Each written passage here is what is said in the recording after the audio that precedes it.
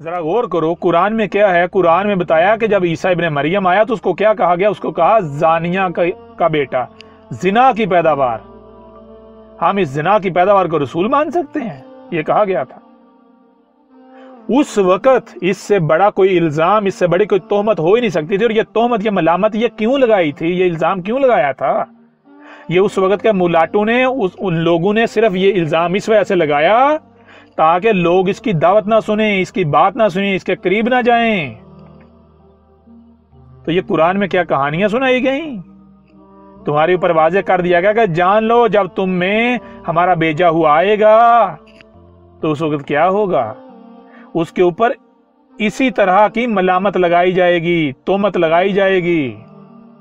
ठीक है, क्यों ये तोहमत लगाई जाएगी? इंतहाई गंदी गलीज तोहमत लगाई जाएगी। इस वजह से लगाई जाएगी ताकि लोग उसकी दावत को ना सुने, लोग उससे नफरत करें, उसकी तरफ देखें भी ना।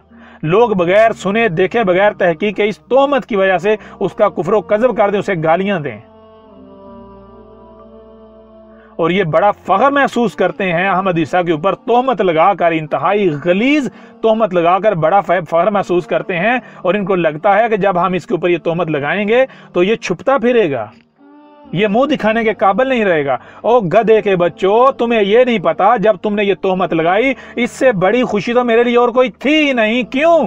क्योंकि अगर ये तोहमत मेरे ऊपर लगती नहीं तो मैं सच्चा कैसे होता। ये तोहमत तो लगनी ही सच्चे पर थी। समझ आ रही है नहीं आ रही? तुम्हारी इस तोहमत से मुझे कोई फर्क नहीं पड़ा। हाँ, मेरे रब ने मेरे ऊपर ये वाज़ेह कर दिया, ये देख ये तोहमत किस पर लगनी थी, ये तोहमत तो हमारे भेजे हुए पर लगनी थी। तो जरा बता, ये इससे पहले भी आए ना कज़ाब, इससे पहले आए ना झूठे, इससे पहले जिन्होंने ये दावा किया उन पर ये तोहमत लगी थी? नहीं ना लगी थी। तेरे ऊपर क्यों लग रही है? ठीक है ना, जब तेरे ऊपर लग रही है, क्यों लग रही है? ये तोहमत तो सच्चियों के ऊपर लगनी थी,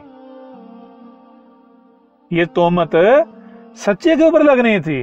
तो रब, मेरा रब तो खुद मुझसे पूछता है, अब बता तू कौन है, तू क्या है, तू हमारा भेजा हुआ तो नहीं है तो और क्या है। इस तरह से मेरा रब तो मुझे तसल्ली देता है, मुझे थपकी देता है, तसल्ली देता है, मेरा हौसला बढ़ाता है, मेरी हिम्मत बढ़ाता है कि तुझे इन दुनिया वालों से, इन मुशरिकों से डरने की कोई जरूरत नहीं, तू हमारा भेजा हुआ है। ठीक है,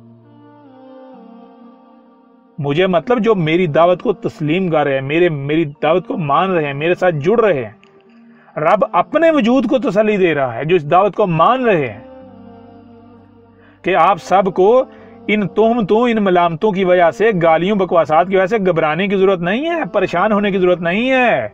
क्योंकि सच्चों को हार नहीं पहनाए जाते, हार झूठों को पहनाए जाते हैं जब वो आते हैं। जो सच्चे होते हैं ना और जो झूठे होते हैं, यही फर्क होता है। जो झूठे होते हैं वो जब आते हैं उस वक्त उनको हार पहनाए जाते हैं, बाद में सारी जिंदगी उनको गालियां दी जाती हैं, उनको तोहमतें, मलामतें और गालियों का सामना रहता है।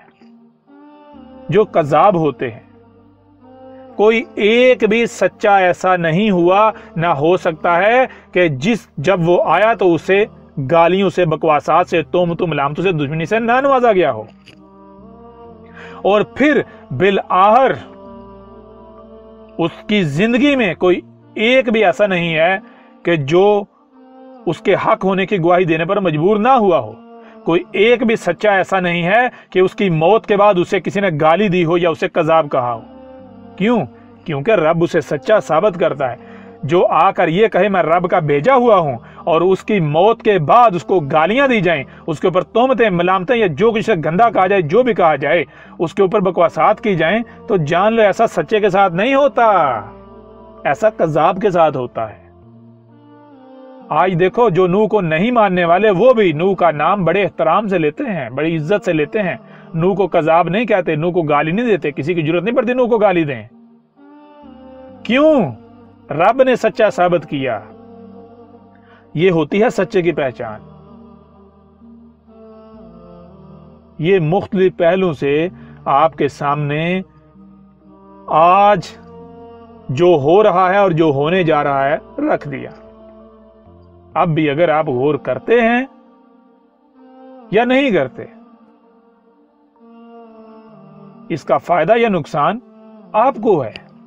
غور کریں گے، سمجھیں گے تو آپ کا اپنا فائدہ ہے، نہیں غور کریں گے، نہیں سنیں گے، نہیں سمجھیں گے تو نقصان کسی اور کا نہیں ہے۔